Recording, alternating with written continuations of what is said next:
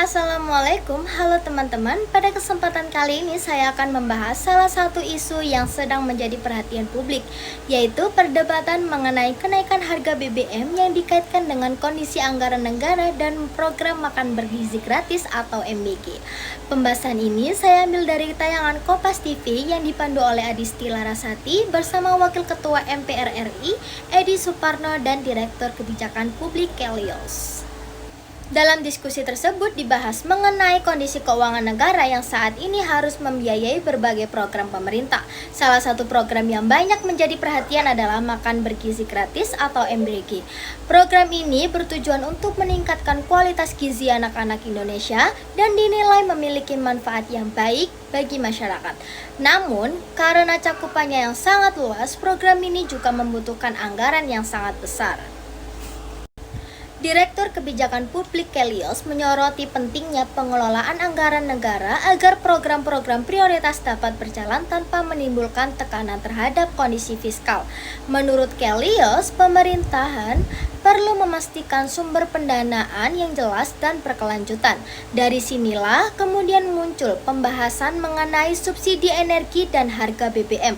Namun, perlu dipahami bahwa dalam diskusi tersebut tidak ada pernyataan bahwa kenaikan harga BBM disebabkan secara langsung oleh program MBG. Yang menjadi perdebatan adalah bagaimana pemerintah mengatur anggaran negara agar seluruh program dapat berjalan dengan baik tanpa memberikan dampak yang terlalu besar kepada masyarakat. Sementara itu, Edi Suparno menjelaskan bahwa pemerintah harus menjaga keseimbangan antara pelaksanaan program prioritas dan stabilitas ekonomi nasional. Menurutnya, setiap kebijakan yang diambil perlu mempertimbangkan kepentingan masyarakat sekaligus kondisi keuangan negara agar pembangunan dapat terus berjalan.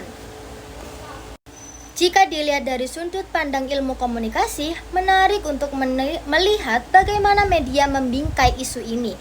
Kompas TV tidak hanya membahas kenaikan harga BBM sebagai persoalan ekonomi semata, tetapi juga menghubungkannya dengan kondisi fiskal negara dan program MBG. Dengan menghadirkan narasumber dari pihak pemerintah dan lembaga penelitian, media memberikan ruang bagi masyarakat untuk melihat permasalahan dari berbagai sudut pandang. Tayangan ini juga menunjukkan bagaimana opini publik dapat terbentuk ketika masyarakat mendengar bahwa program MBG membutuhkan anggaran yang besar. Sebagian orang mulai khawatir terhadap dampaknya terhadap subsidi dan biaya hidup. Di sisi lain, banyak pula yang mendukung program tersebut karena dianggap dapat membantu meningkatkan kualitas gizi anak-anak Indonesia. Perbedaan pendapat ini menunjukkan bahwa setiap orang dapat memiliki pandangan yang berbeda terhadap kebijakan yang sama.